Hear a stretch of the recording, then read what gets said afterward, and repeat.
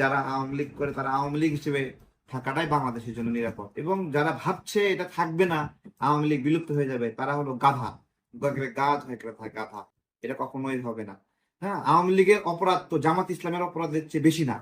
যখন কোন একটা রাজনৈতিক প্রক্রিয়া পুরোপুরি দম বন্ধ হয়ে থাকবে, কাজ করতে পারবে না, তখন দেখবেন যে তারা যেখানে সুযোগ পাবে সেখানে এই ধরনের আচরণ করবে।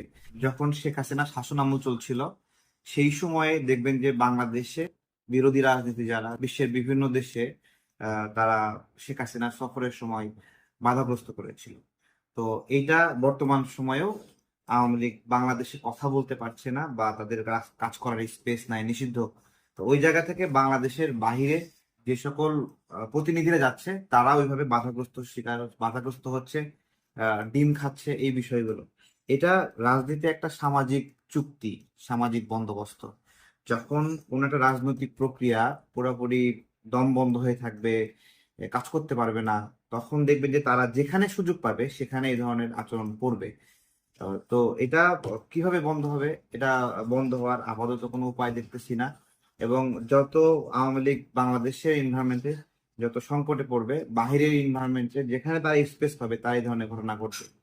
শুধু এখানে আপনার হলো মির্জা ফখরুল ইসলাম আলমগীর বা আক্তার বা জামাত ইসলামের তারা না। এটা বাংলাদেশ থেকে আমিও যদি কোনো দেশে যাই, তাহলে এই গণ অভ্যুত্থানে আমার ভূমিকার কারণে আওয়ামী লীগের আমার উপর যে রাগ ক্ষোভ আছে, তারা সুযোগ পেলে আমারও ক্ষতি করার চেষ্টা করবে। এটা স্বাভাবিক। তো এইটাই আর কি। বাংলাদেশে যদি একটা গণতান্ত্রিক সরকার আসে, যেই সরকার আহ এই দেশের রাজনৈতিক স্টেক হোল্ডার যারা যারা আছে, তাদের তাদের সাথে নির্বাচন করে জয়ী হবে, হুম, তখন ওই সরকারের উপর হামলা হবে না। কারণ এই যে নির্বাচন একটা রাজনৈতিক বন্দোবস্ত, রাজনৈতিক চুক্তি, যে চুক্তিতে জনগণ রাজনৈতিক দলগুলোকে ভোট দেয়, এবং সেই ভোট পেয়ে কেউ জেতে এবং কেউ পরাজিত হয়। যে পরাজিত হয় সে মেনে নেয় যে আমাকে তো জনগণ ভোট দেয় নাই, আমি আর কি করব, কিছু করার নাই।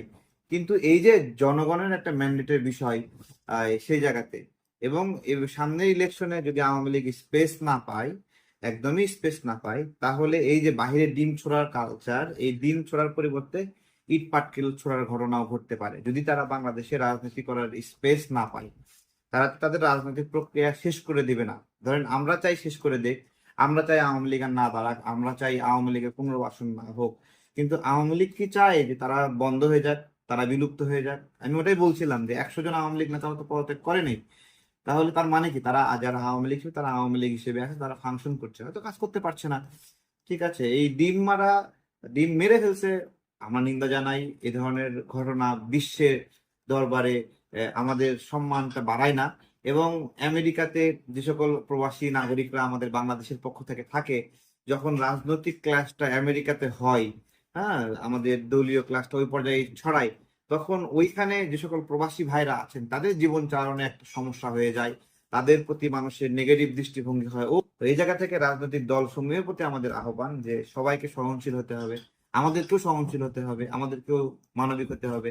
এক যুদ্ধে জিতে আমরা আজীবনের জন্য জয়ী থাকবো না, এটা মনে রাখতে হবে। আমরাও পরাজিত হব, এবং আমরা পরাজিত হব। আর এই সময় আওয়ামী লীগ আসার কথা 6 মাস পরে, 6 বছর পরে। আওয়ামী লীগ আসার কথা 6 বছর পরে, কিন্তু এখানে এমন এমন কার্যক্রম হয়েছে যে 6 মাস পরে, 1 বছর পরেই আওয়ামী লীগের প্রাসঙ্গিকতা শুরু হয়ে গেছে, আওয়ামী লীগের পক্ষে কথা বলতেছে, আগেই ভালো আছে এই ধরনের ডায়লগ দিচ্ছে। এই সুযোগটা কে করে দিচ্ছে? এই সুযোগটা ডক্টর ইউনূস করে দিচ্ছে, আমরা করে দিচ্ছি, বিএনপি করে দিচ্ছে, জামাত করে দিচ্ছে, এনসিপি করে দিচ্ছে। সবাই যেভাবে আওয়ামী লীগকে তার নিজের দলে নেওয়ার জন্য চেষ্টা করছে, তাহলে আওয়ামী লীগকে নিজের দলে চেষ্টা করা মানে কি? মানে এই লোকগুলো মোটেও খারাপ না। তাহলে এই লোকগুলো যদি খারাপই না হয়, তাহলে তারা নিজের দল নির্বাচন করলে সমস্যা কি? নিজের দলে রাজনীতি করলে সমস্যা কি? বরঞ্চ আওয়ামী লীগের যে লোকগুলো যখন এনসিপি তে যায়, ধরেন আওয়ামী লীগের একজন সন্ত্রাসী অথবা আওয়ামী লীগের একজন স্বার্থবাজ লোক অথবা পল্টিবাজ লোক এনসিপি তে গেছে, ও কিন্তু আওয়ামী লীগ থাকা অবস্থায় আওয়ামী লীগের শক্তি ব্যয় করে ও কিন্তু আওয়ামী লীগের হয়ে মানুষকে নিপীড়ন করছে। যখন ও এনসিপি তে যাচ্ছে, তখন সে কিন্তু এনসিপির হয়ে ওই একই কাজটাই করবে, ওই নিপীড়নটাই করবে। অর্থাৎ এই লোকের রাজনৈতিক মানে হলো দুর্বৃত্তায়ন কিন্তু বন্ধ হইলো না। কিন্তু ও যদি আওয়ামী লীগ নামের দলটাতে থাকতো, তাহলে আওয়ামী লীগ হিসেবে সে কোনটা হয়ে থাকতো? তার মানে যারা নিপীড়ক, ধান্দাবাজ, পোল্টিবাজ, তারা কিন্তু আগেও ভালো ছিল, এখনো ভালো আছে। তারা এখন বিএনপি যাচ্ছে, জামাত তাদেরকে লুফে নিচ্ছে, তারপরে এনসিপি তাদেরকে লুফে নিচ্ছে, ফলে তাদের কদর কমে নাই। কিন্তু সত্যিকার অর্থে যারা আওয়ামী লীগ হিসেবেই রয়ে গেছে তারা কিন্তু কোণঠাসা আছে। যদি কারাগারি করেন যে গণহত্যায় অভিযুক্ত কোনো দল নির্বাচন করতে পারবেন, আইন করেন গণহত্যায় অভিযুক্ত দল নির্বাচন করতে পারবে না, তাহলে কি শুধু আওয়ামী লীগের নাম বাদ যাবে নাকি জামাতের নামও বাদ যাবে? জামাত তো স্লোগান দেয় না গণহত্যায় অভিযুক্ত কেউ নির্বাচন করতে পারবে না, তাহলে দেয় না কেন? কারণ তারা ওই একই অভিযোগে অভিযুক্ত। 1971 সালে আমাদের এই দেশে পাকিস্তানি সেনাবাহিনী আসছে, ওরা আমাদের ঘর বাড়ি চিনলো কিভাবে? কোন বাড়িতে আব্দুল রহিমের ছেলে, কোন বাড়িতে করিমের ছেলে, কোন বাড়িতে আব্দুল্লাহ আছে জানলো কিভাবে? জামাত জানাইছে, ওই সময় জামাতের ছাত্র সংগঠন জানাইছে, রাজাকারা জানাইছে, আল বদল জানাইছে যে অমুক বাড়িতে হিন্দু আছে, অমুক বাড়িতে মুক্তিযোদ্ধা আছে, অমুক বাড়িতে মুক্তিযোদ্ধার বাপ আছে, অমুক বাড়িতে মুক্তিযুদ্ধের এক বেলা খাওয়ানো হয়েছে, অমুক বাড়িতে আহত মুক্তিযোদ্ধার জন্য চিকিৎসা চলতেছে, অমুক বাড়িতে একজন সুন্দর নারী আছে, ওই ক্যাম্পে নিতে হবে। এগুলো কি পাকিস্তানিরা জানতো?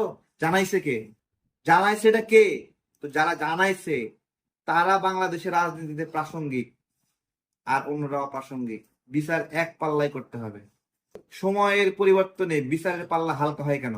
সময়ের পরিবর্তনে অপরাধ লঘু হয়ে যায় কিভাবে? বিজয়ী হলেই অপরাধ মাপ নাকি? বিজয়ী হলেই সে আর রাজাকার না নাকি?